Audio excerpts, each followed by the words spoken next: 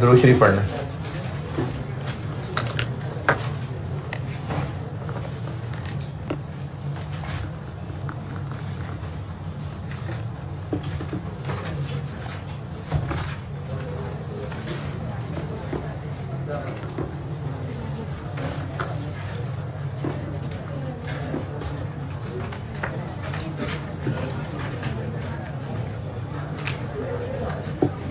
कल एक सवाल मैंने बोर्ड पे किया था गवर्नमेंट ग्रांट वाला, और तकरीबन एंड पे आके मुझे आपके कुछ जवाबों से लग रहा था कि फायरिंग इधर उधर शुरू हो गई है। तो मैंने आपकी एक समरी दोबारा रिकैप दे रहा हूँ ताकि जिसकी जो कमी रह गई है तो वो माफ़ी शाफी मांग के तो उस कमी को पूरा कर दें। अच्छा, मैंने ना कल मेरा ख्याल है बस ज़बानी एंट्री की थी, ऐसा कोई टेबल नहीं बना के दिखाया था ना, तो अभी भी एंट्री काफ़ी है। लेकिन मैंने जो आपको एक काम करने को कहा था कि 2021 भी कैलकुलेट करना, बस उसकी एक पिक्चर दिखाने के लिए मैं आपको एक टेबल कैलकुलेट करके दे रहा हूँ। मैं ये नहीं कह रहा कि आपको लाजमी टेबल बनाना पड़ेगा, इसके बगैर हो जाएंगी एंट्रीज, लेकिन जो मैं पिक्चर बताना चाह रहा हूँ वो मुझे आसान हो जाएगा, आपको आसान हो जाएगा देखना। जब वही वाला सवाल कल मेथड 1 से किया था तो एसेट इनिशियली हमने कितने पे रिकॉर्ड किया था?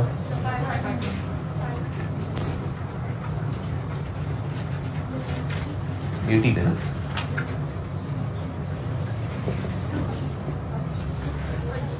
एसेट हमें 80 दो एंट्रीज के बाद इफेक्टिवली हमें 80 का ही पढ़ना है ना। फिर 31 दिसंबर 18 था डेप्रिसिएशन चार्ज की कितनी? मैं आपको ये बताना चाह रहा हूं कि जो को 2 दिन पहले मैंने एक दफा दोनों मेथड का कंपैरिजन करके बताया था कि देखें पीएनएल पे सेम इफेक्ट जा रहा है, बस वो पिक्चर दिखाना चाह रहा हूं। ये कोई नए टेबल नहीं बना दिखा दिए, एंट्रीज हो गई, उन एंट्रीज का रिकैप भी आ जाएगा और मैंने जो दोनों को कंपेयर करके बताना है इसलिए मैं इसका टेबल की शक्ल में आपके सामने ला रहा हूं। 72, फिर 31 दिसंबर 19 को डेप्रिसिएशन, फिर 864, फिर 31 दिसंबर 20 को डेप्रिसिएशन 856। मेथड 1 और मेथड 2 इन दोनों में ना फर्क ये है कि मेथड 1 में पहले रीपेमेंट करनी है 336, फिर एडजस्टमेंट करनी है 39, फिर डेप्रिसिएशन की एडजस्टमेंट करनी है।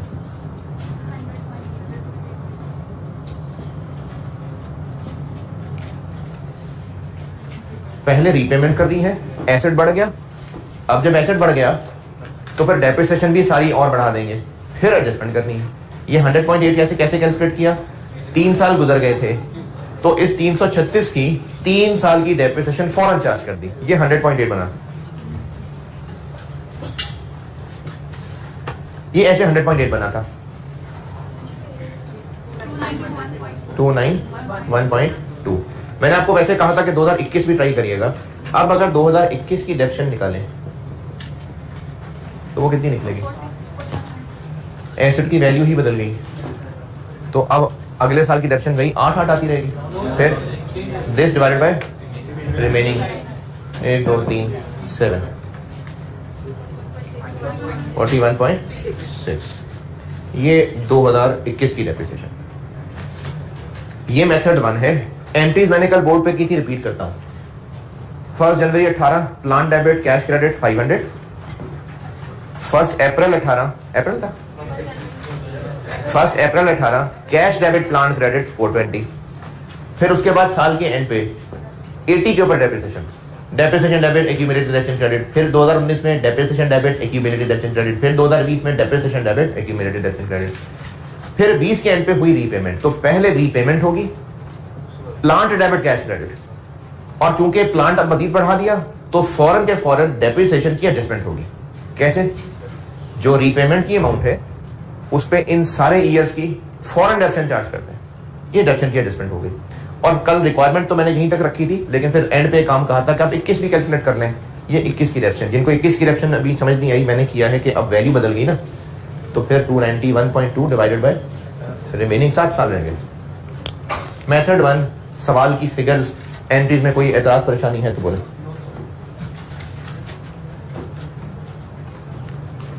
मेथड 2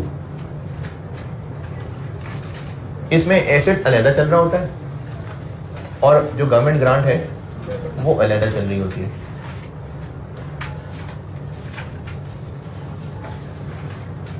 इनिशियली हमने इसको पूरा 500 रिकॉर्ड किया, इसको पूरा 420 रिकॉर्ड किया। फिर 31 दिसंबर 18 को इसको डेप्रिशिएट किया, उसको इनकम बनाया कितना 50 और उसको 42।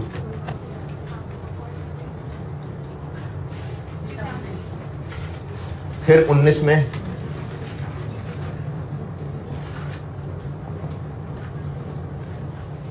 डेप्रिशिएट किया, इसको इनकम बनाया। ये कल एंट्रीज मैंने कर दी थी बोर्ड पे 400 और 336। अच्छा, अगर आपको ये मैं आज जो टेबल बना रहा हूँ, अगर आपको लगे कि इससे एंट्रीज में हेल्प होगी तो आप ठीक है, सोल्यूशन में टेबल बना लिया गया।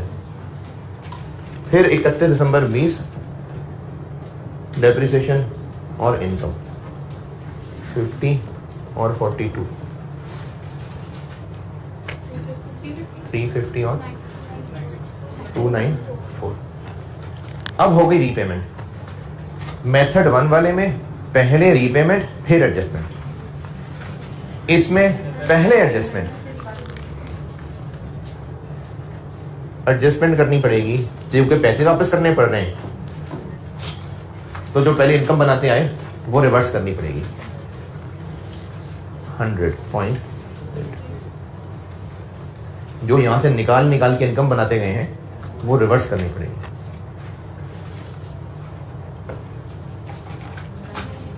रिवर्स ऐड करूंगा, इनकम बनाते गए थे ना हम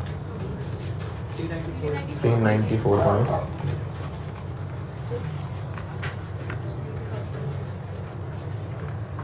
अब रीपेमेंट होगी। कितनी repayment 336। Government grant debit cash credit,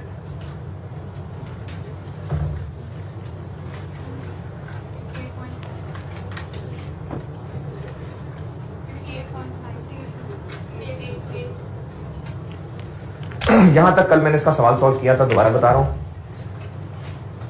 1 January 18 plan debit cash credit, 1 April 18 cash debit government grant credit. हर साल एंड पे depreciation debit, accumulated depreciation credit 50, government grant debit, grant income credit 42, 18, 19, 20। फिर रीपेमेंट से पहले जितनी हमने ज्यादा इनकम बना ली थी, अच्छा ज्यादा इनकम क्यों बना ली थी? क्योंकि हमने ज्यादा ग्रांट ली थी तो उसको इनकम बनाते आ रहे थे, तो पहले वो रिवर्स करेंगे। कैसे? बिल्कुल ऐसे ही जैसे ये 100.8 निकाला, यानी रीपेमेंट की अमाउंट को जितने साल गुजर गए,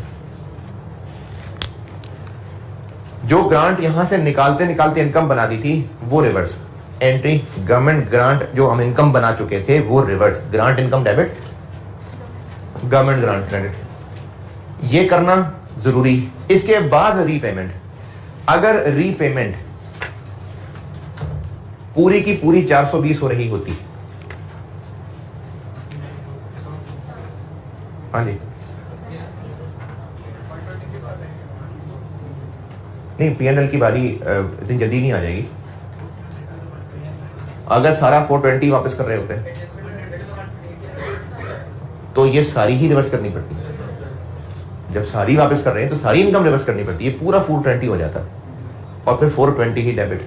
ये जो है ना एक्सेस P&L को डेबिट, वो असल में ये करने से हो गया। मैंने आपको लिखाया था कि गवर्नमेंट ग्रांट पहले डेबिट, कल एंट्री का लिखाई मैंने कि पहले गवर्नमेंट ग्रांट डेबिट फिर P&L डेबिट। वो जो P&L का डेबिट है ना, वो इफेक्टिवली ये करने से हो रहा है। इसकी क्या एंट्री की है? Government grant debit, grant income नहीं, grant income debit, government grant, तो इफेक्टिवली वो P&L का डेबिट आ रहा है इसके अंदर। कहने में वो वही रूल है कि पहले गवर्नमेंट ग्रांट बाद में P&L, लेकिन करने के एतबार से इफेक्टिवली पहले P&L आ रहा है। अंग्रेजी वही याद रखेंगे, लेकिन करने के एतबार से इफेक्टिवली पहले P&L एडजस्ट हो रहा है। तो इसलिए आप इस टेबल वर्किंग को याद रखें कि अगर मेथड 1 है तो पहले रीपेमेंट बाद में एडजस्टमेंट, और अगर मेथड 2 है तो पहले एडजस्टमेंट फिर रीपेमेंट। अब इस रीपेमेंट के टाइम पे हम पैसे दे रहे हैं 336, यहां मौजूद है 394, इसलिए पैसे देने के बावजूद ग्रांट बच गई। 21 में चलते हैं हम, 2021 डेप्रिसिएशन कितनी, वो 50 चलेगी क्योंकि ये तो 50, ये कितनी 58.8 डिवाइडेड बाय 8.4।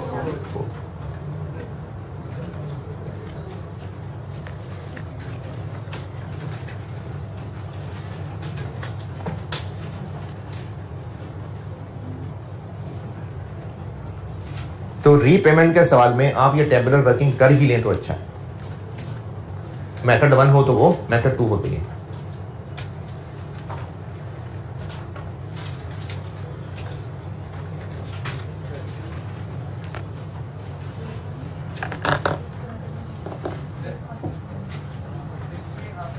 एक मिनट सिर्फ। और अब जिसको क्वेश्चन 7 जिसने किया है उसको उसमें मसले हो तो ये एडवाइस कि अब ना ये टेबुलर वर्किंग करके ट्राई करना, अब शायद बेहतरी हो जाए।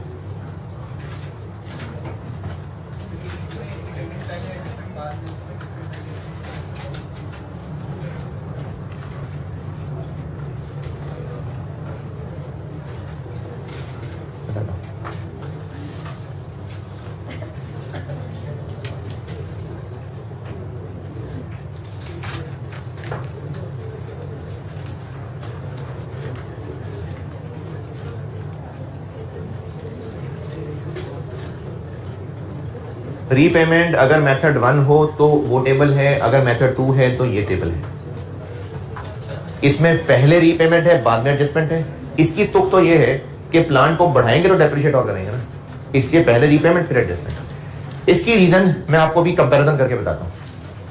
इसमें पहले एडजस्टमेंट है, यानी जितनी ग्रांट ज्यादा इनकम बनाए आए हैं वो रिवर्स है, फिर रीपेमेंट। और इसकी लॉजिक समझाता हूं। देख 126, ये पूरा 420 तक पहुंच जाएगा और फिर ये 420 खत्म और ये 0 हो जाएगा। अच्छा, अब यहां पर ना एक मैचिंग देखें। मैंने आपको जब ये दोनों मेथड्स कराए थे और इनका सवाल भी करा दिया था शुरू में, तो भी ये बात बताई थी जो बता रहा हूं कि ये ना प्रेजेंटेशंस हैं दो अलग अलग। नेट रिजल्ट इनका एक ही बन रहा है P&L पे। कितना एक्सपेंस जा रहा है 888। यहां पर एक्सपेंस 50 है, इनकम 42 है। नेट प्रॉफिट पे कितना रिजल्ट आ रहा है 888। यहां कितना आया एक्सपेंस इतना, इनकम इतनी, तो नेट इफेक्ट कितना आया, ये कितना आया 41.6। ये क्या हुआ 100 का एक्सपेंस आया, ये क्या हुआ 100 की इनकम रिवर्स हुई। इसकी एंट्री क्या है, इनकम रिवर्स हुई है। तो इनमें से जो भी मेथड है P&L पे इफेक्ट एक ही आ रहा होता है। ये दो सेपरेट प्रेजेंटेशन के मेथड हैं, P&L पे इफेक्ट सेम आ रहा है क्योंकि ग्रांट का मकसद ही मैचिंग है। इस पूरे IAS 20 में बेस कॉन्सेप्ट आपको क्या बताया था कि ग्रांट को इनकम बनाना है इस लॉजिक पे कि जिस खर्चे के ये मिली है, जब जब वो खर्चा एक्सपेंस बनेगा तब तब वो वैसे वैसे इनकम बनेगी ताकि मैच हो सके। तो दोनों प्रेजेंटेशन फर्क होने से वो मैचिंग खराब नहीं होनी चाहिए, इसलिए इन दोनों मेथड्स में एंड रिजल्ट P&L पे सेम आ रहा होता है। जिस मर्जी साल में देख लें सेम रिजल्ट है। 8 का एक्सपेंस है, 50 एक्सपेंस, 42 इनकम, 8 ये तीनों सेम है। 20 में ये एक्सपेंस है तो ये इनकम रिवर्स है, एक्सपेंस इनकम रिवर्स, एक ही रिजल्ट बन रहा है ना। और 21 में 41.6 एक्सपेंस है और यहां 50 एक्सपेंस और 8.4 इनकम। तो हर साल में नेट P&L पे रिजल्ट सेम है। अगर इसमें ये एडजस्टमेंट पहले ना करते तो फिर 2020-21 के रिजल्ट्स बदल जाते दोनों मेथड्स के एक दूसरे से। ये वो बात है जो IAS में नहीं लिखी हुई। ये उलमा का इसके ऊपर ये कंक्लूजन है, मतलब उलमा का कंक्लूजन है, अकाउंटिंग के उलमा, कि चूंकि कॉन्सेप्ट मैचिंग है तो इसमें एडजस्टमेंट पहले कहेंगे तो कि मैचिंग पूरी रहेगी, इसलिए इसमें एडजस्टमेंट है। क्या नहीं, सेम नहीं आएगा। नहीं वो फिर IAS 20 का वो कॉन्सेप्ट खत्म हो जाएगा ना। अगर यहां आपने रीपेमेंट पहले कर ली ना तो फिर आप देख लेना रिजल्ट सेम नहीं आएगा एंड पे। अगर आप यहाँ रीपेमेंट पहले करते हैं तो ग्रांट में कितनी जगह है? 294 यहाँ डेबिट होगा, बाकी 28 समथिंग P&L में चला जाएगा। 100 तो नहीं जा रहा P&L में, तो रिजल्ट बदल जाएगा। इसी तरह ये कल को ग्रांट इनकम भी नहीं जा रही होगी। तो ये करना इसलिए जरूरी है कि जो बेसिक लॉजिकल कॉन्सेप्ट है मैचिंग का वो खराब ना हो जी। अभी इस वक्त नहीं, ये एंट्री क्या हो रही है? ये वाली cash credit government grant debit, बस कोई नहीं आया P&L। मैंने कहा कि IAS का जो रूल है ना, रूल वो अंग्रेजी यही है कि पहले इसके अगेंस्ट चार्ज करें, फिर बैलेंस है तो P&L में करें। लेकिन वो रूल अप्लाई होते होते ऑटोमेटिकली ऐसे हो गया कि जब हमने एडजस्टमेंट पहले कर दी, इसकी एंट्री क्या हुई? ग्रांट इनकम डेबिट और गवर्नमेंट ग्रांट क्रेडिट, यानी P&L को भी चार्ज हो गया और गवर्नमेंट ग्रांट को भी डेबिट हो गया। तो अंग्रेजी यही है कि गवर्नमेंट ग्रांट को चार्ज करें, एक्सेस P&L को चार्ज करें, क्योंकि इन्होंने जो अंग्रेजी लिखी हुई ना IAS के अंदर, देखें ये IAS है बहुत पुराना, IAS 20 बहुत पुराना IAS है। अब ना स्टैंडर्ड्स एक एक करके रिवाइज हो रहे हैं। जो बहुत पुराने स्टैंडर्ड्स थे उनमें कहीं ना कहीं एम्बिग्विटीज थी, फ्लॉज मौजूद थे, तभी स्टैंडर्ड रिवाइज होते हैं। जैसे अभी आप लोग FR 2 में एक IAS पढ़ेंगे जो मुझे याद आ गया, IFRS 16, एक दो लोग FR 2 वाले बैठे भी हुए। ये पहले IAS 17 एक IAS होता था, उसमें फ्लॉज मौजूद थे, दुनिया में चेंजेस हो रही थी, बिजनेस ग्रो कर रहे थे, तो उसको स्टैंडर्ड खत्म करके एक नया स्टैंडर्ड ले आए। इसी तरह IAS 20 बहुत पुराना है, पता नहीं कब ना कब मुझे कभी ना कभी रिवाइज, तो इसके अंदर भी फ्लॉज मौजूद हैं। तो इन्होंने किया क्या कि अंग्रेजी मिला के लिख दी, ग्रांट रिलेटेड टू एसेट और ग्रांट रिलेटेड टू इनकम की, इसलिए थोड़ा सा मैस मच गया। अंग्रेजी यही है कि पहले ग्रांट में डेबिट फिर P&L, लेकिन जब उसको अप्लाई करने लगेंगे तो अप्लाई पहले P&L में आ रहा होगा फिर ही ग्रांट में आ रहा होगा। इसलिए मैंने आपको स्टेबुलर वर्किंग की तरह से बताया कि पहले आपने एडजस्टमेंट करनी है फिर रीपेमेंट करनी है। अंग्रेजी पूछी जाए, ये अंग्रेजी याद रखें जो अंग्रेजी कल लिखवाई थी, सवाल करते हुए पहले एडजस्टमेंट फिर रीपेमेंट। जी बिल्कुल, आप सवाल न्यूमेरिकल सॉल्व करते हुए इस टेबल के जरिए से चलें, बिल्कुल ऐसे ही। पहले जो फालतू इनकम बनाई थी वो रिवर्स करें, फिर रीपेमेंट की एंट्री कर दें। ये दोनों का फर्क और दोनों की लॉजिकल मैचिंग। ओके, अब इसमें आई सजेस्ट कि ये सवाल ना दोबारा करना, आप होमवर्क ये सवाल दोबारा करिएगा और फिर क्वेश्चन 7 दोबारा करिएगा, तो वो अच्छी प्रैक्टिस ही है। उसी सवाल को दोबारा करने का फायदा ही होता है, नुकसान नहीं होता। तो पहले ये सवाल आप सॉल्व करिएगा, फिर क्वेश्चन 7 दोबारा करिएगा। लास्ट एक चीज छोटी सी, मैंने कल आपको रीपेमेंट में ग्रांट रिलेटेड टू एसेट बता दिया था। अब लास्ट चीज grant related to income.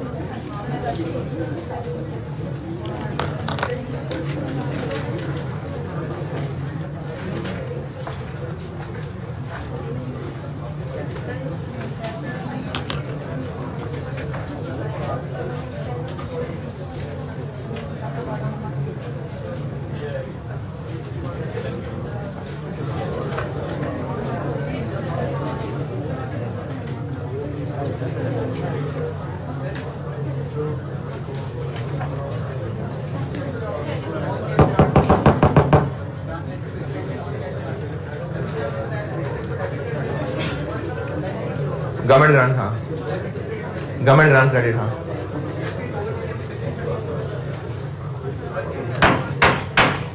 Non cash grant, यानी हमें बिल्डिंग ही मिल गई तो उसका मैंने बताया था कि बिल्डिंग ही डेबिट, गवर्नमेंट ग्रांट क्रेडिट, चाहे तो 10-20 रुपए पे, चाहे तो बिल्डिंग की फेयर वैल्यू पे। अब अगर 10-20 रुपए पे किया तो बस ये एंट्री हुई खत्म। अगर फेयर वैल्यू पे किया तो वो उतनी ही अमाउंट बिल्डिंग की, उतनी ही अमाउंट ग्रांट की। बिल्डिंग डेप्रिशिएट होती जाएगी, ग्रांट इनकम बनती जाएगी।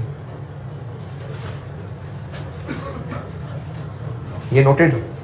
ग्रांट की repayment, grant related to asset खत्म, और ग्रांट रिलेटेड टू एसेट में ही इतनी कॉम्प्लिकेशन थी। ग्रांट रिलेटेड टू इनकम बड़ी सिंपल सी है, जिसका मैं सवाल भी नहीं करवा रहा, अंग्रेजी लिखवा के बस खत्म कर दी बात।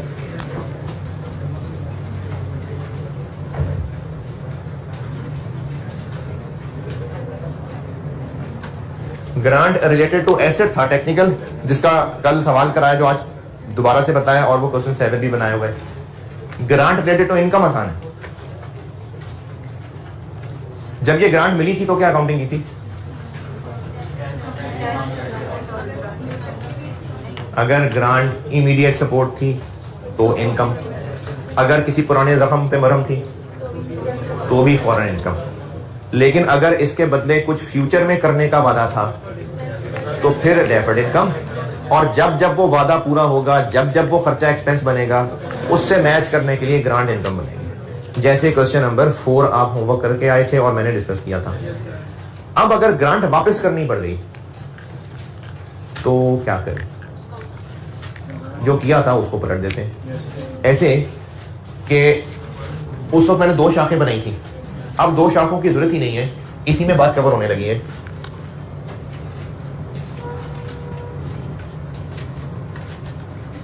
अच्छा, ये बात वैसी सी हो रही है, लेकिन ये उतनी नहीं है टेक्निकल, बिल्कुल भी टेक्निकल नहीं है। जैसा नजर आएगा बिल्कुल सिंपली वही बात है।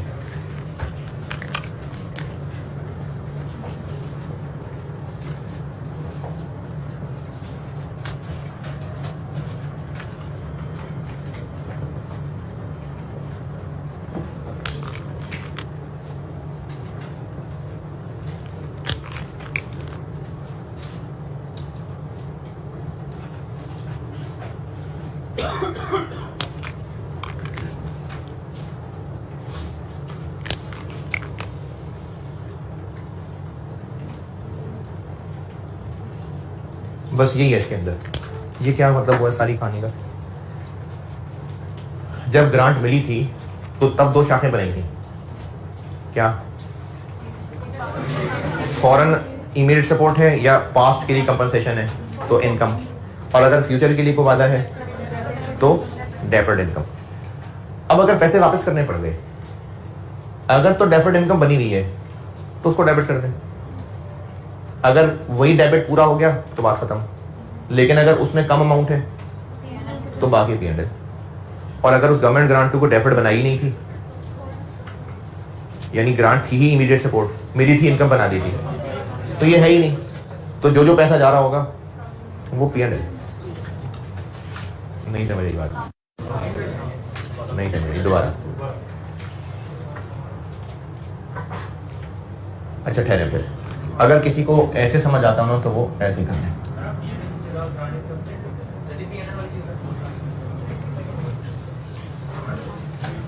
P&L का वर्ड ना एग्जाम में एंट्रीज में चल जाता है, असल में ये कोई ना कोई अकाउंट का नाम होता है। जब हम रिवैल्यूएशन में P&L लिख रहे होते हैं तो असल में वो रिवैल्यूएशन लॉस होता है। जब हम यहाँ कहीं ग्रांट में P&L लिख रहे होते हैं तो असल में वो ग्रांट इनकम का नाम होता है। अब ग्रांट इनकम लिख रहे हैं, बस ये मतलब था, चलें ग्रांट इनकम लिख लें। असल में IS में कहा होता है कि ये चीज प्रॉफिट एंड लॉस में जाएगी। IS ये कहता है कि प्रॉफिट एंड लॉस में ले जाओ। अब ये बिजनेस की मर्जी है कि उसके अकाउंट का नाम क्या रखना है, इसलिए इसको अंग्रेजी में ऐसे कहा जा रहा होता है कि इतना सरप्लस को चार्ज कर दें, बाकी P&L को चार्ज कर दें। वो वैसे एज अ रूल होता है P&L को चार्ज कर दें। अब वो कैसे, जैसे एक रेस्टोरेंट में खाना खा रहे हैं, अब वहां बैठे बैठे जो खाना खाया वो खा लिया, बाकी उन्होंने कहा जी घर ले जाएं। अब बस कह दिया घर ले जाएं, कब लाइट आती है तो लेके जाते हैं घर। अच्छा क्या बता रहा था? हाँ, रेस्टोरेंट में खाना खा रहे हैं और उस रेस्टोरेंट वाले ने कहा कि जो आपने खा लिया वो तो खा लिया, बाकी आप घर ले जाएं। अब जब घर ले जाएं तो घर लेके कैसे जाएं, ये तो अकल की बात है। हो सकता है शॉपर में डाल के ले जाएं, हो सकता है प्लास्टिक बैग में बंद कर लें, हो सकता है डब्बे में डाल लें, हो सकता है झोली भर लें, हो सकता है, ये तो हमारी मर्जी ना। रेस्टोरेंट ने कहा घर ले जाएं, तो IS ने कहा ये P&L में ले जाएं। अब वो P&L में कैसे लेके जाना है, कौन से अकाउंट का नाम इस्तेमाल करना है, वो कंपनी की मर्जी। तो उसको ऐसा रूल बोला जा रहा होता है कि P&L में ले जाए। इसलिए एग्जाम में एंट्रीज के अंदर भी वर्ड P&L भी चल जाता है। अच्छा, जिनको अभी बोले, जिन्होंने बोलने की जहमत नहीं की और ये बात समझ नहीं आई, इग्नोर, ये बताता हूं, अगर ये बेहतर लग रहा तो ऐसे कर लें। दो शाखें क्या थी? was received for immediate support or compensating of any prior period loss.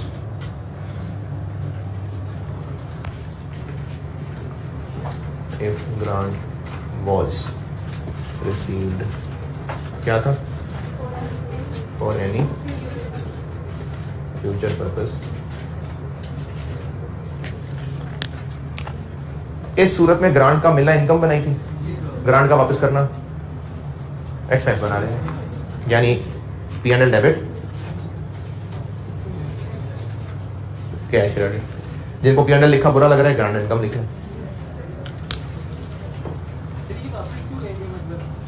Government वाले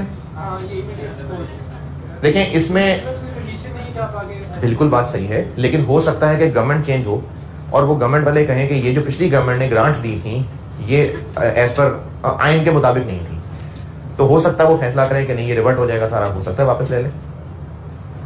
गवर्नमेंट ने पैसे दे दिए, लेकिन कल को चैलेंज हो सकते हैं ना, हो सकता है हमारे कंपेटिटर ही आके चैलेंज करते हैं, इनको क्यों मिले, हमें भी देंगे, नहीं सबको नहीं मिलेगा, इनके वापस लें, हो सकता है वापस हो जाए।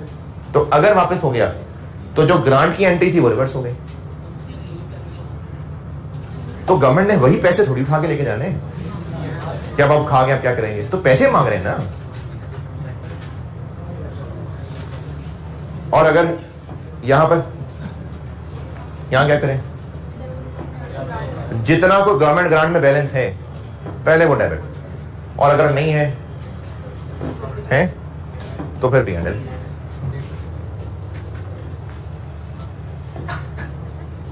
देखें, जब ग्रांट मिली थी तो cash debit grant income government grant बना ली थी, फिर हर साल वो गवर्नमेंट ग्रांट थोड़ी थोड़ी तोड़ के इनकम बनाते गए। अब मिली थी 100, तोड़ के इनकम बनाते बनाते बाकी रह गई 60, 40 वापस करनी पड़ गई, तो गवर्नमेंट ग्रांट डेबिट। 75 वापस करनी पड़ गई, तो गवर्नमेंट ग्रांट 60 से डेबिट, P&L 15 से डेबिट। ये कहां है? तो ये इधर है और इधर ये।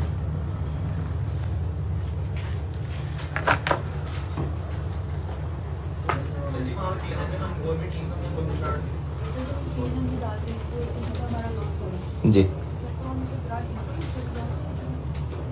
इन्हीं मसाइल की वजह से मैं P&L का वर्ड बोल देता हूँ कि उसको गवर्नमेंट ग्रांट इनकम के नाम से डेबिट करें या रीपेमेंट लॉस के नाम से करें, ये कंपनी की मर्जी है कि प्लास्टिक का शॉपर करना है, कि प्लास्टिक का डब्बा करना है या कागज का बैग करना है, कंपनी की मर्जी है कि अकाउंट का नाम क्या रखना है।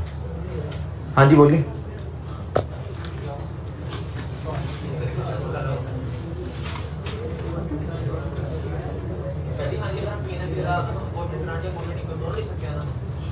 ये जितने P&L के मैं वर्ड लिख रहा होता हूं ना, आप इनकी जगह कोई अकाउंट का नाम लिखना चाहें लिख लें, लेकिन इसमें एहतियात ये है कि ब्रैकेट में P&L लिख दें साथ, ताकि वो एग्जामिनर ये ना समझे कि ये क्या है, ये क्या कर रहा है इस अकाउंट में, तो आप ब्रैकेट में P&L जरूर लिख लें।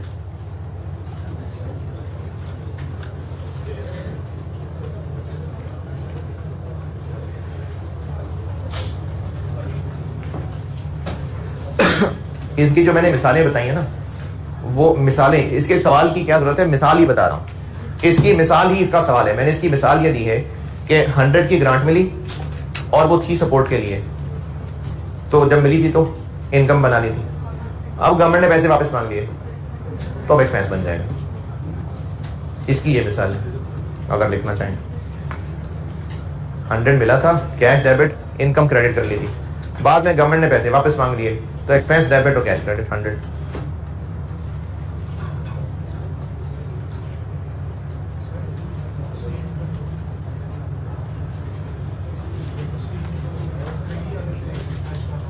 अरे यार, नाम का कोई मसला, ये जो P&L डेबिट करना है ना, इसको grant income reversal, grant income, loss on grant repayment, कुछ भी नाम मुनासिब है, लेकिन आप वर्ड में P&L जरूर लिख दीजिएगा जी।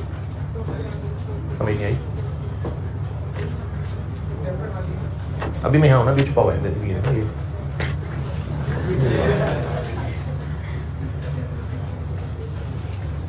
ग्रांट मिली थी 100, तो उसको हमने cash debit government grant credit कर लिया था। कुछ साल तक उस गवर्नमेंट ग्रांट को इनकम बनाते आए, बनाते बनाते अब वो गवर्नमेंट ग्रांट 60 रह गई हुई थी, 75 वापस करना पड़ गया।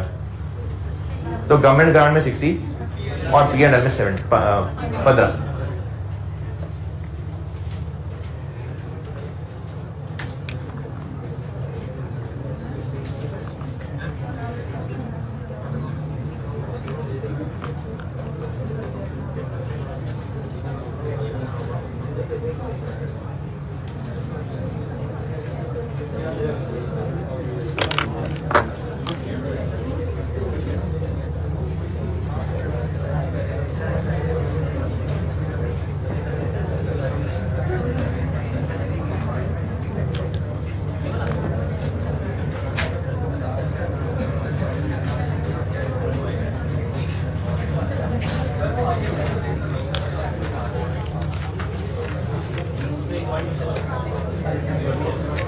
क्लास के अलग, क्लास के बाद अलग, यहाँ से जब आवाम निकल रही हो और अगली आवाम आ रही हो, आप पहले ही इधर आ जाइएगा।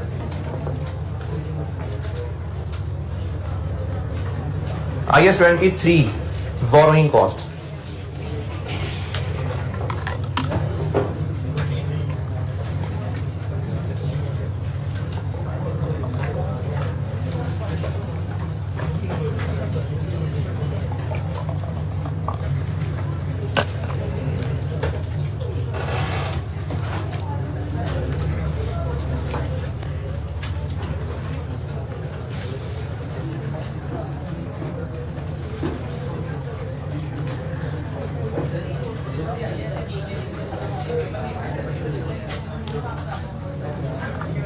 अलग सवाल आना हो तो 6, 7, 8 नंबर का, 3-4 IAS मिलके आने हो तो 17, 18 नंबर का।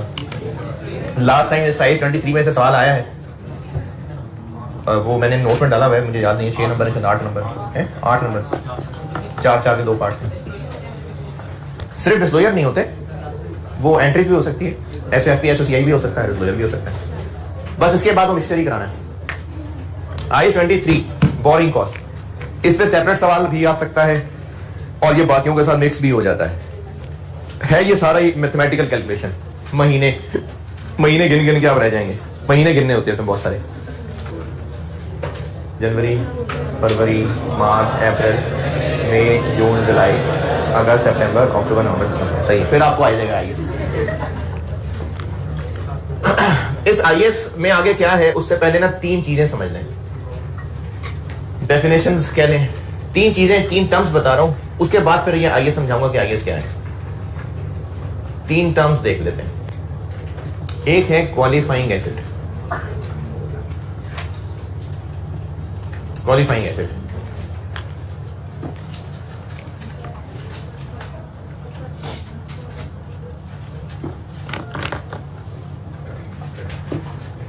अगर बिल्डिंग खरीदें तो वो खरीदते ही वर्किंग कंडीशन में है। बिल्डिंग नहीं, अगर तैयार बिल्डिंग है तो खरीदते ही वो वर्किंग कंडीशन में है, और जब वो बिल्डिंग हमारा एसेट बनी तो वो बिल्कुल अवेलेबल फॉर यूज है। लेकिन अगर बिल्डिंग खुद बनानी है तो फिर जब वो हमारा एसेट बनना शुरू हुई, जब हमने उस पर काम करना शुरू कर दिया, तो अवेलेबल फॉर यूज होने में काफी टाइम लग जाएगा। इसी तरह से अगर एक बनी बनाई सब कुछ लगा लगाया प्लांट, बनी बनाई फैक्ट्री खरीदी, तो वो सारा का सारा प्लांट अवेलेबल फॉर यूज है। लेकिन अगर उसकी पूरी डिजाइनिंग हमने की, सारी कंस्ट्रक्शन हमने की, तो एक पूरी फैक्ट्री का प्लांट सेटअप करने में काफी टाइम लग जाएगा। वो एसेट जो हमें वर्किंग कंडीशन में लाने के लिए काफी टाइम लग जाए, उसको क्वालिफाइंग एसेट कहते हैं। लिखता हूं अंग्रेजी, ये वो एसेट है जब हमने इसको खरीद के या बनाना शुरू करके मेहनत शुरू कर दी और वर्किंग कंडीशन में लाने तक के लिए इस पे टाइम लगना है, उसको क्वालिफाइंग एसेट कहते हैं। अच्छा, लगने का मतलब है कि नेसेसरीली लगता है, वरना अगर एक एसेट खरीदा AC और खरीद के उसको रख लिया स्टोर में, क्योंकि इंस्टॉलेशन के लिए कोई लोग अवेलेबल नहीं थे, रेट ज्यादा मांग रहे थे, हमने कहा कि हम गर्मियां गुजार लेंगे, 2,500 में एसी नहीं लगवाएंगे, 1000 लेगा तो लगवाएंगे। हमने वो स्टोर में रखे रखे रखे सारी गर्मियां गुजार दी। सर्दियां हुई, अब वो इंस्टॉलेशन वाले फारिग फिरते थे, अब उन्होंने कहा जी 500 पे भी काम कर देंगे, हमने उससे 500 पे एसी लगवाया। तो ये जो एसी खरीदने से लेके वर्किंग कंडीशन में आने तक 7-8 महीने लग गए, तो ये क्वालिफाइंग एसेट है? नहीं, वो एसेट जिस पे लगता है टाइम। क्वालिफाइंग एसेट वो है an asset that necessarily takes substantial period of time. ये ना substantial period of time defined नहीं है, लेकिन सवालों को देखते हुए आपके लिए नसीहत यह है कि महीनों, मंथ्स, ईयर्स होने को इतने खास जरूरी नहीं है, लेकिन महीनों।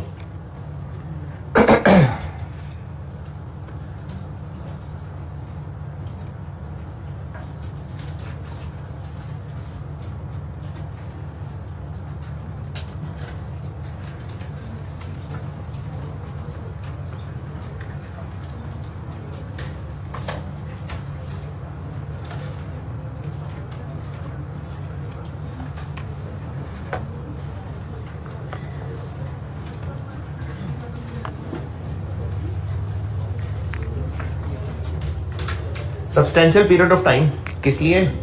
To get ready for intended use, यानी वर्किंग कंडीशन में आने के लिए। और अगर हमारा काम बिल्डिंग्स बना बना के बेचना है तो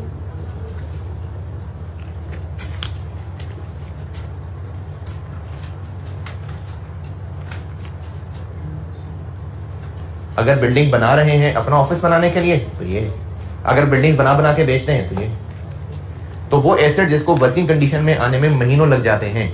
अच्छा, हमने जिससे बनी बनाई बिल्डिंग खरीदी है तो उसने भी तो महीनों लगा के बनाई होगी, वो उसका मसला है। हमारे लिए वो एसेट कब बनी? जब हमने खरीदी। तो इसलिए हमारी फिक्र तब से शुरू हुई जब हमने खरीदी है, तो वो खरीदते ही वर्किंग कंडीशन में थी, इसलिए वो बिल्डिंग हमारे लिए क्वालिफाइंग एसेट नहीं है। लेकिन अगर हमने जमीन खरीद के खुद कंस्ट्रक्शन की मेहनत करवानी शुरू की होती, ये नहीं कि खुद ही ईंटें पकड़ के लगाएंगे, ठेकेदार बुला लें, लेकिन हमारी फिक्रें शुरू हो चुकी हैं, वो हमारी जगह है, तो उसको बनने में टाइम लगना है, तो वो बिल्डिंग क्वालिफाइंग एसेट है। तो इनकी मिसालों के अंदर सवालों में भी आपको नॉर्मली बिल्डिंग,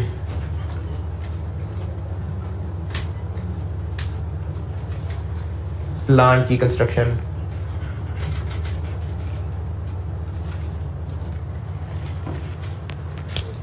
ज्यादातर आपको यही मिल रहे होंगे।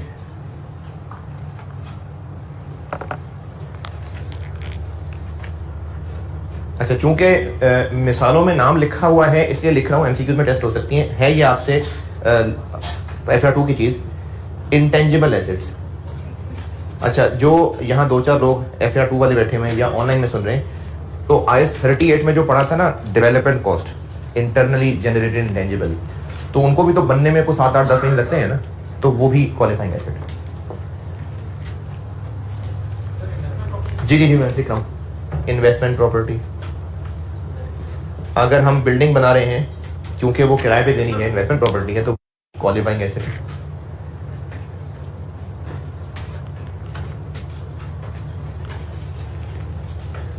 अगेन FR2 वालों के लिए खास, बेयरर प्लांट,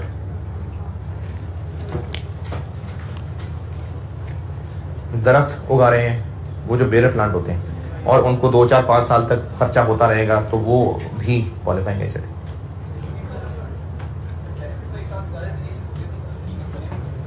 नहीं बने हुए कैसे, हमने खुद पाल पोस के दरख्त को उगाया है।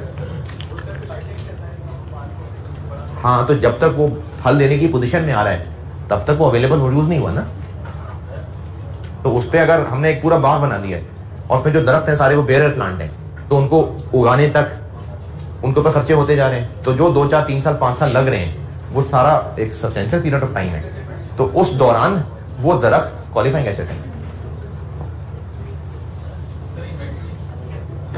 अरे सांस तो लेने दिया कर यार, मैं लिख रहा हूं ना। ये लो, मैंने ये फोल्ड करता हूं। हाँ जी, इन्वेस्टमेंट प्रॉपर्टी में तो वो लैंड क्वालिफाइंग एसेट है, पूछ रहे हैं। अच्छा, एक सवाल है कि बिजनेस ने बहुत सारे लैंड प्लॉट्स सब खरीदे हुए हैं, तो वो खरीदते ही वर्किंग कंडीशन में है लैंड? हाँ है, तो वो नहीं है क्वालिफाइंग एसेट। लेकिन अगर एक लैंड खरीदी है कि उस पर प्लाजा बनना है, तो अब तो वो लैंड प्लाजा दोनों मिल के इन्वेस्टमेंट प्रॉपर्टी बनने लगे हैं, उस सूरत पे हाँ हो जाएंगे क्वालिफाइंग एसेट। लिखो लिखो लिखो, इन्वेंट्री है जी। एक मिनट, अगर बिजनेस बिल्डिंग्स बना के बेचता है तो बिल्डिंग्स उसकी इन्वेंट्रीज हैं, तो वो जो बिल्डिंग्स बना रहा है उनको बनाने में 2, 4, 6 महीने 8 महीने लगेंगे, तो वो इन्वेंट्री उनके लिए क्वालिफाइंग एसेट है जी। अच्छा, मैंने एसी वाली मिसाल दी थी, दोबारा बताता हूं। हमने एसी खरीदा और उसको वर्किंग कंडीशन में लाने के लिए 1.5 घंटा लगता है, 2 घंटे लगा लें, ज्यादा है वैसे 2 घंटे, आधे 1 घंटे में लग जाता है। तो एसी इंस्टॉल करना आधे 1 घंटे का काम है। वो तो हमने एसी ला के स्टोर में रखे रहा, साल बाद लगवाया, तो इसको ये तो नहीं कहेंगे that necessarily takes substantial period of time. तो वो एसी हमने ही स्टोर में रखे रहा, नेसेसरीली टेक्स सब्सटेंशियल टाइम नहीं है, तो वो नहीं है क्वालिफाइंग एसेट। अगर लैंड खरीदी है और वो लैंड ही रखनी है तो फिर वो नहीं है क्वालिफाइंग एसेट, क्योंकि वो तो है वर्किंग कंडीशन में। लेकिन अगर लैंड खरीदी है और उसको लैंड नहीं, पूरी बिल्डिंग प्लाजा बना के आगे किराए पे देना है, तो वो दोनों मिलकर इन्वेस्टमेंट प्रॉपर्टी ही बनने लगे ना, तो फिर वो लैंड खरीदना, उस पर कंस्ट्रक्शन लगना, सब एक ही काम हो रहा होगा, वो होगी क्वालिफाइंग एसेट।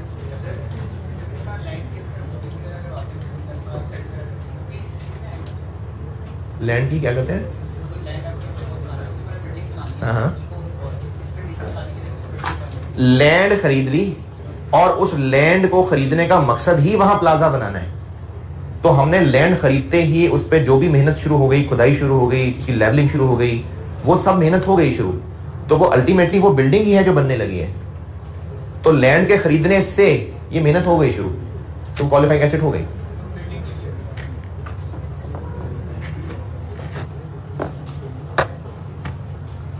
ये क्वालिफाइंग एसेट होता है कि जिसको वर्किंग कंडीशन में लाने के लिए टाइम लगता है।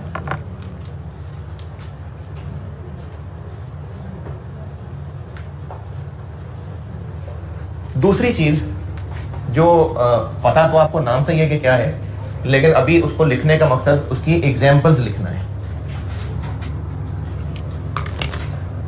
ये नाम आप याद कर लेंगे ना, तो एग्जाम्स में ये नाम, इनमें से कोई भी टेस्ट हो रहे होते हैं। बोरोइंग्स, ये वैसे पता होना चाहिए कि बोरोइंग्स क्या है। बोरोइंग्स, बोरो करना, उधार लेना, और वैसे तो गुड्स भी उधार पे खरीदी जा सकती हैं, लेकिन उनके लिए बोरोइंग्स का वर्ड नहीं यूज हो रहा होता। बोरोइंग्स मेनली होता है लोन लेने के लिए।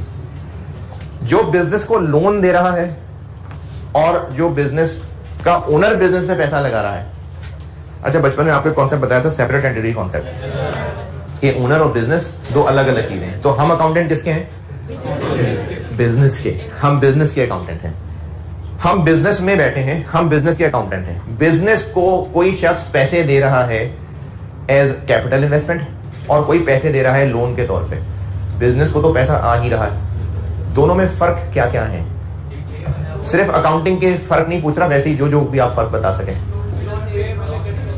जो लोन लिया है उस पर इंटरेस्ट देना होगा, ठीक है, और लोन वापस करना जिम्मेदारी है। ओनर ने पैसा इन्वेस्ट किया है, वो तो जब तक बिजनेस चल रहा है, तो वो कोई जिम्मेदारी नहीं है बिजनेस का पैसा वापस करने की। लोन बाउंड है हम पैसा वापस करने के लिए, और जनरली टाइम ही तय होता है कब वापस करना है। अच्छा, और फर्क कोई नहीं? करेंगे तो चित्र पढ़ सकते हैं, बिल्कुल ठीक है, वही बात होगी ना, जिम्मेदारी है वापस करना, और चित्र डंडे बहुत कुछ पढ़ सकता है। और फर्क थोड़ा टेक्निकल फर्क। हाँ, मैंने पूछा क्या है? Very good question. मैंने पूछा है कि हम बिजनेस के अकाउंटेंट हैं, बिजनेस को कोई पर्सन लोन दे रहा है, वो भी बिजनेस को पैसा आना है, और अगर कोई पर्सन जो ओनर है वो पैसे बिजनेस में लगा रहा है, वो भी बिजनेस को पैसा मिल रहा है। लेकिन ओनर के पैसे को हम इक्विटी कह रहे होते हैं और उस लेंडर के दिए हुए पैसे को हम लोन कह रहे होते हैं। तो फर्क क्या क्या है, इन पे बात चल रही है। लोन वाले का प्रायर राइट है, बिल्कुल ठीक है। जब कल को कभी बिजनेस बंद होगा तो पहले उसके एसेट्स बेच के जो पैसा आएगा वो लोन वाले को वापस करेंगे, फिर कुछ बचेगा तो ओनर ले जाएगा। बिल्कुल ठीक है, शाबाश। और कोई फर्क? लोन पे इंटरेस्ट देने से प्रॉफिट कम होता है, ठीक है। और आगे फर्क पूछ रहा ना, लोन एसेट का पार्ट नहीं बन सकता तो इक्विटी एसेट का पार्ट कैसे बनता है? Equity, assets, liabilities, income, expenses, ये 5 अलग अलग ग्रुप्स हैं। तो लोन लायबिलिटी ग्रुप में फॉल कर रहा है, ओनर का पैसा इक्विटी ग्रुप में फॉल कर रहा है, तो एसेट में नहीं। समझा नहीं मैं? मतलब ये कैपिटल इन्वेस्टमेंट है वो तो एसेट बनेगा। वो एसेट क्यों बन जाएगा? ना यार, ऐसे ना कर। लेक्चर 57 पे खड़े हैं हम। कैश डेबिट, कैपिटल क्रेडिट, वो कैपिटल इक्विटी है। कैश डेबिट, लोन क्रेडिट, वो लोन लायबिलिटी। तो बात कैश डेबिट की नहीं हो रही। कैपिटल क्रेडिट इक्विटी है, loan credit liability.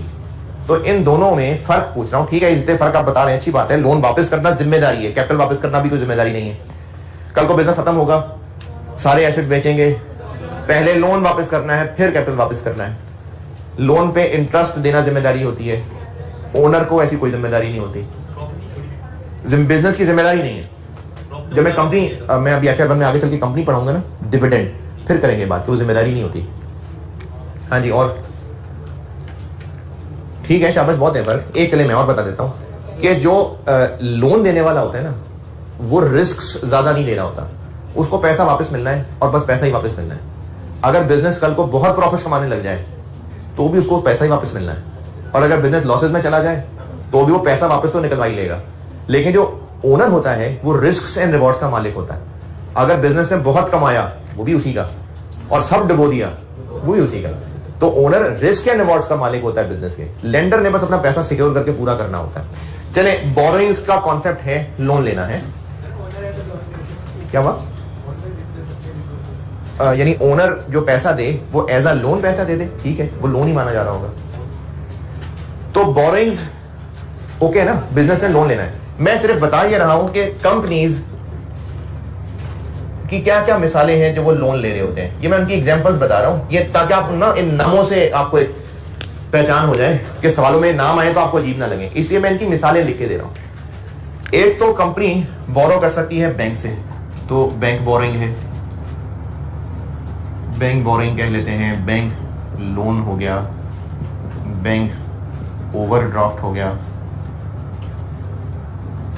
Running finance हो गया। ये ना बैंक से लोन लेने की मुख्तलिफ शक्लें हैं, वैसे नॉलेज के लिए बता देता हूँ। बोरिंग लोन तो खैर एक ही बात है। बैंक से हम कंपनी है, अच्छा, हम लोग जो IAS पढ़ रहे हैं, ये कामरान, मजीद, अकरम, गामा, साजा इनके लिए नहीं है, ये कंपनीज के लिए। तो बिजनेस कंपनी बैंक से लोन ले सकती है। 150 मिलियन का लोन है, 15 साल बाद वापस करना है, लोन। बैंक ओवरड्राफ्ट का कॉन्सेप्ट ये होता है, बैंक ओवरड्राफ्ट, इसका कॉन्सेप्ट ये है कि हमने बैंक में एक अकाउंट ओपन कर लिया, बैंक में अकाउंट ओपन कर लिया, और पैसे जमा हो रहे हैं, निकल रहे हैं, जमा हो रहे हैं, निकल रहे हैं। यानी बैंक में हमारी एक जेब रखी हुई है, हमारी ये पॉकेट बैंक में रखी हुई, हमारा बैंक अकाउंट है। पैसे जमा करा दिए, पैसे निकाल लिए, पैसे जमा करा दिए तो बैंक डेबिट कैश क्रेडिट है, बैंक डेबिट कैश क्रेडिट, और पैसे निकाल लिए तो कैश डेबिट बैंक क्रेडिट। तो हमारी एक पॉकेट बैंक में पड़ी है, ये हमारा बैंक अकाउंट है। कितने पैसे निकाल सकते हैं बैंक से? जितने रखे हुए हैं। ओवरड्राफ्ट ना बैंक की तरफ से एक ऑफर होती है। बैंक ने कहा कंपनी को कि आपको हमने 2 मिलियन का ओवरड्राफ्ट दिया। इस बात का मतलब यह है कि अगर बैंक के बिजनेस के अकाउंट में, मैंने क्या फिगर बोली, 2 मिलियन, बैंक ने 2 मिलियन की ओवरड्राफ्ट फैसिलिटी दे दी, अगर, इसका मतलब है कि बैंक ने हमें कहा है कि आपके पास जितने पैसे हैं वो तो आपके ही हैं, वो तो आप निकालना चाहें तो जब भी निकालें, 2 मिलियन तक आप मजीद एक्स्ट्रा निकाल सकते हैं। क्रेडिट कार्ड टाइप चीज, बिल्कुल क्रेडिट कार्ड टाइप कह लें। तो बैंक ने हमें एक शॉर्ट टर्म उधार की इजाजत दे दी कि जब जरूरत हो निकाल लेना, वापस भी करना, लेकिन जब हो निकाल लेना। इसको ओवरड्राफ्ट इसलिए कहते हैं कि अगर कंपनी के पास बैंक अकाउंट में थे ही 3 मिलियन, तो 3 मिलियन तो वो ड्रॉ करना हक है। बैंक ने कहा 2 मिलियन ओवर की इजाजत है, यानी वो 5 मिलियन भी ड्रॉ कर सकता है, इसलिए इसको ओवर ड्रॉ करना कहते हैं। तो ये ओवरड्राफ्ट बैंक का ये भी एक तरह की बोरिंग ही है। इस पर इंटरेस्ट, बैंक वाले तो, अगर चचा का बैंक भी हो फिर भी इंटरेस्ट तो होगा। तो ये बैंक की सारी बोरिंग्स में, इनफैक्ट जितनी बोरिंग्स मैं लिस्ट लिखूंगा सब पे इंटरेस्ट है। बैंक ओवरड्राफ्ट समझ आया? बस ज़बानी याद हो गया ना, है ना? ज़बानी याद हो गया, बिल्कुल सब ज़बानी याद हो गया, कोई ज़रूरत नहीं है आपको 15 साल बाद सोते से भी उठा के पूछेंगे तो आपको सब याद है। बैंक ओवरड्राफ्ट के बारे में कोई 2-4 इसकी शान में बातें लिखनी है तो अपने पास लिख ले कहीं। क्या लिखना है? जो आपको समझ आया है बस अपने लिए कुछ लिख लें।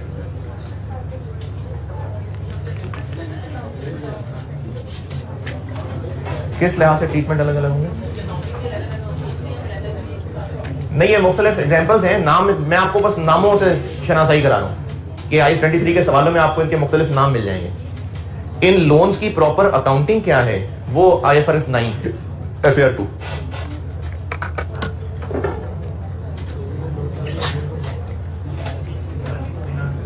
क्या जी? अभी तो मैंने ओवरड्राफ्ट बताया ना, इसके बारे में कुछ लिख लें, रनिंग फाइनेंस पे भी आता है।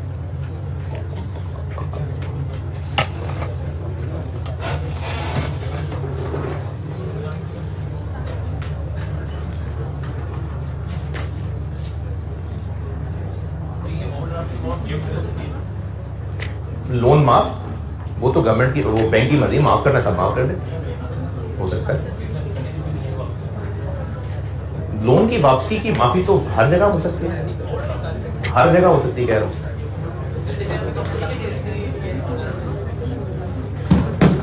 कंपनी के केस में क्या? हाँ? हम ये जितने नाम पढ़ रहे हैं, ये जो स्टैंडर्ड्स पढ़ रहे हैं, ये हम कंपनीज के लिए पढ़ रहे हैं ना, तो इसलिए मिसालें भी मैं कंपनी की दे रहा हूं।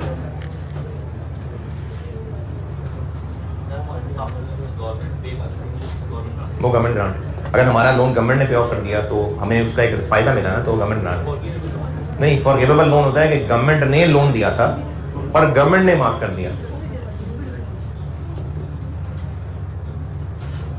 अच्छा, वो चलो अच्छा किया, याद करा दिया।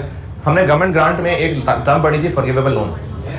तो गवर्नमेंट ने किसी दौर में लोन दिया हुआ था, गवर्नमेंट ने किसी दौर में 100 मिलियन का लोन दिया हुआ था, कैश डेबिट, लोन क्रेडिट, वो लोन लायबिलिटी आ रही थी। अब गवर्नमेंट ने वो 100 मिलियन का लोन माफ कर दिया, ऐश करो। तो ये लोन माफ करना गवर्नमेंट ग्रांट है। एंट्री क्या करें इस माफी की?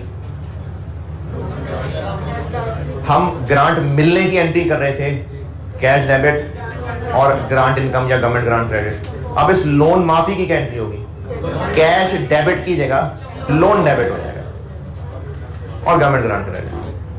और अगर बस माफ खत्म हो गई बात, फॉरेन इनकम बनानी है तो grant income credit.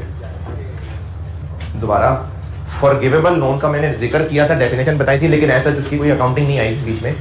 Forgivable loan होता है जो गवर्नमेंट ने लोन दिया था और अब माफ कर दिया। तो गवर्नमेंट का लोन माफ करना एक ग्रांट है। तो जिस दिन गवर्नमेंट ने माफ कर दिया, बेशक वहीं रिकग्निशन में जब ये जुमला लिखवाया था वहां लिख लें, गवर्नमेंट ग्रांट की ना रिकग्निशन मैंने लिखवाई थी और फिर उसमें 0.2 मैंने फॉरगिवेबल लोन का बताया था। तो वहां कहीं ये बात लिख लें कि जब ये लोन माफ होगा तो लोन डेबिट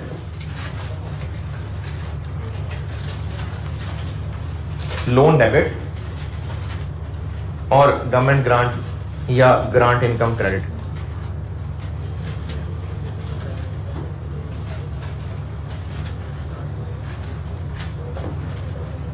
अच्छा, ये कैसे फैसला होगा कि ग्रांट इनकम क्रेडिट के गवर्नमेंट ग्रांट क्रेडिट? अगर गवर्नमेंट ने कहा बस माफ, जाओ ऐश करो, तो ग्रांट इनकम। और अगर गवर्नमेंट ने कुछ शर्तें लगाई और 4 साल तक वो शर्तें पूरी होनी है तो फिर गवर्नमेंट ग्रांट। क्या जी? हाँ, ओवर द पीरियड बनना है। बैंक ओवरड्राफ्ट पे चल रही थी बात। रनिंग फाइनेंस इसी का ही एक नाम है, रनिंग फाइनेंस इसी का ही एक नाम है। क्या जी? समझ नहीं आई? हाँ नहीं, running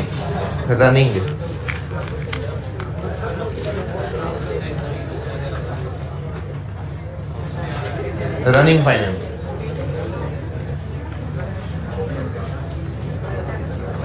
running finance bank overdraft की है। अच्छा, ये तो हो गए बैंक बोरिंग की शक्लें। फिर इसके अलावा कंपनीज ना पब्लिक से बोरिंग भी कर सकती है।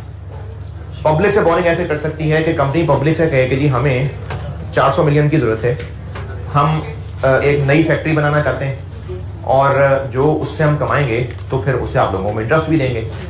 अब ये पैसे ज्यादा हैं, हो सकता है बैंक्स वाले ना दें, तो फिर वो पब्लिक को ऐलान करते हैं, इश्तिहार जाएंगे उसके कि हम एक नई फैक्ट्री लगा रहे हैं, 400 मिलियन की जरूरत है रेस करने। जो लोग इस कंपनी पे भरोसा करते हुए पैसे देना चाहेंगे, अब एक बंदा तो 400 मिलियन नहीं देगा, तो फिर वो आसानी के लिए क्या करेंगे, वो एक सर्टिफिकेट बना देंगे। लेट्स से 100 रुपए का एक सर्टिफिकेट, 100 रुपए का। अब जिसने 50 लाख रुपए कंपनी को देने हैं, 100 रुपए का एक सर्टिफिकेट, तो वो 50 लाख रुपए देगा और बदले में उसको 100 वाले 50 लाख रुपए देगा और बदले में उसको 50,000 सर्टिफिकेट मिल जाएंगे। प्राइस बॉन्ड, शेयर्स भी हमने, अगर आपने ये कहीं इंट्रो में या लॉ में कहीं पढ़ा है तो ठीक है, वरना मैंने शेयर्स जो है ना वो पढ़ाने, अभी जब आपको चेंजेस इन इक्विटी पढ़ाऊंगा, पढ़ानी है मैंने कंपनी। तो कंपनी, अच्छा शेयर्स का आपने वर्ड तो बोल दिया, लेकिन वो शेयर्स और हैं, वो इक्विटी होती है। हाँ, ये उसकी मुख्तलिफ नाम है। तो पब्लिक से, नहीं शेयर इक्विटी है, पब्लिक से बोरो करने का तरीका ये है कि एक टोटल अमाउंट जो हमें चाहिए उसको मुख्तलिफ टुकड़ों में बांट दिया। जैसे 100 रुपए का एक सर्टिफिकेट है, अब जिसने जितने पैसे देने होंगे वो कंपनी को उतने पैसे देगा और सबूत के तौर पे बदले में उस हिसाब से सर्टिफिकेट्स ले लेगा। उन सर्टिफिकेट्स के मुख्तलिफ नाम होते हैं, जिनके डिबेंचर्स भी नाम है, टर्म फाइनेंस सर्टिफिकेट्स भी कहते हैं, लोन नोट्स भी कह सकते हैं, बॉन्ड्स भी कह सकते हैं। ये वो प्राइस बॉन्ड वाला बॉन्ड नहीं है, ये इनके मुख्तलिफ नाम हैं। इसी तरह से प्रेफरेंस शेयर भी हो सकते हैं। और IAS 33 पढ़ाना है आपको, तब ये एक्सप्लेन करूंगा, अभी बस लिख रहा हूं। रिडीमेबल प्रेफरेंस शेयर्स, ये रिडीमेबल का वर्ड मैं करूंगा एक्सप्लेन, IAS 33 पढ़ाना है तब करूंगा। कौन इन्वेस्टमेंट कर रहा है? हाँ, तो वो जो कोई इंडिविजुअल कंपनी में इन्वेस्टमेंट कर रहा है तो वो कंपनी को लोन दे रहा है ना, तो वो इसी तरह की कोई चीज खरीद के कंपनी को लोन दे रहा है। अरे नहीं, रनिंग फाइनेंस नहीं भाई, इसी लिस्ट में आगे चल रहा था, यहाँ जगह कम लगी तो मैंने यहाँ चलना शुरू कर दिया। ये लिस्ट चल रही है, रनिंग फाइनेंस ओवरड्राफ्ट ही की तरह की चीज है। यहां पर मैंने बात बैंक की पूरी कर दी थी और फिर मैंने कहा था कि पब्लिक से भी बोरिंग हो सकती है। ये उसकी मिसालें हैं।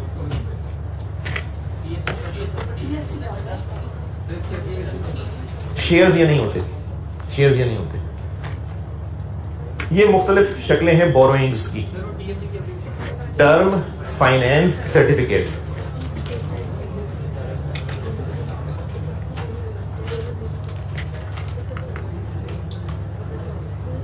ये सब मुख्तलिफ मिसालें हैं बोरिंग्स की। ये जब हम IAS 23 के क्वेश्चंस करेंगे ना तो उसमें ये नाम आ रहे होंगे। और एक लास्ट चीज देख लें, बोरोइंग कॉस्ट।